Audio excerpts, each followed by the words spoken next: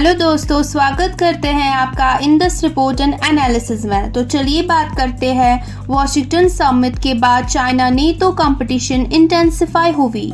आपको पता है दोस्तों, वॉशिंगटन समिट के बाद चाइना और नेटो इंडो पैसिफिक और यूरोप में लाइक माइंडेड कंट्रीज के साथ कोऑपरेशन बेहतर करने की कोशिश कर रहे हैं, जबकि एनालिस्ट्स कहते हैं कि यूनाइटेड स्टेट्स और चाइना के बीच बढ़ते कंपटीशन का पार्ट है। वॉशिंगटन में एनुअल नेटो समिट के दौरान नेटो ने अनाउंस किया कि वो जापान, साउथ कोरिया, ऑस्ट्रेलिया और न्यूजीलैंड के साथ 4 नए जॉइंट प्रोजेक्ट्स लॉन्च करेगा।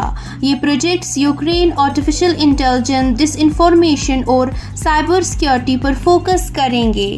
यूएस नेशनल सिक्योरिटी एडवाइजर जेक सलिवन ने डेमोक्रेसीज की यूनिक स्ट्रेंथ्स को लेवरेज करके ग्लोबल चैलेंज टैकल करने की इम्पोर्टेंस पर जोर दिया।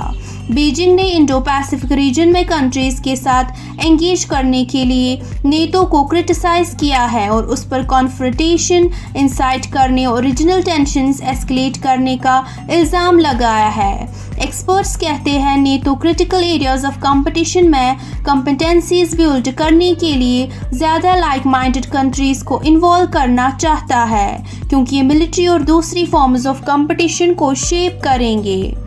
नेटो ने चाइना को रशिया के यूक्रेन वार का की एनेबलर लेबल किया है, जो दिखाता है कि वो की एरियाज में ग्लोबल कंपटीशन से पीछे नहीं हटेगा।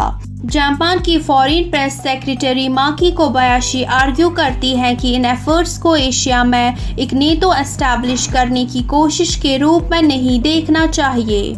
आपको पता है दोस्तों, इसी बीच चाइना, बेलारूस और रशिया के साथ मिलिट्री कोऑपरेशन बढ़ा रहा है, जबकि यूएस और नेटो अलाइज वॉशिंगटन में समिट के थ्रू इंडो पैसिफिक कंट्रीज के साथ कोऑपरेशन स्ट्रेंथन करने का मकसद रखते हैं। चाइना ने पोलैंड के बॉर्डर के पास बेलारूस के साथ 11 day joint military exercise launch की है, जो शंघाई कोऑपरेशन ऑर्गेनाइजेशन एससीओ का नवेस्ट मेंबर है।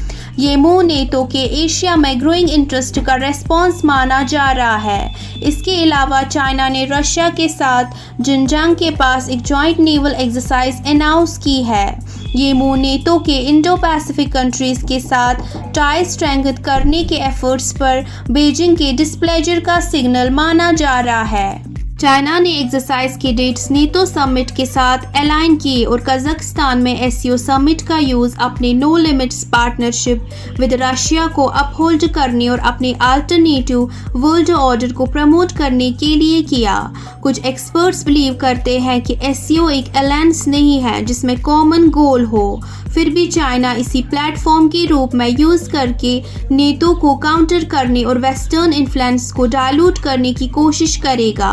सारे अरहो हैवरिन रॉयल यूनाइटेड सर्विसेज इंस्टीट्यूट के एक एसोसिएट फेलो ने कहा, चाइना इन अरेंजमेंट्स को बिलेटरल एग्रीमेंट्स और स्ट्रैटेजिक पार्टनरशिप्स के थ्रू स्ट्रेंथन कर रहा है, जो अक्सर सिक्योरिटी इंक्लूड करते हैं।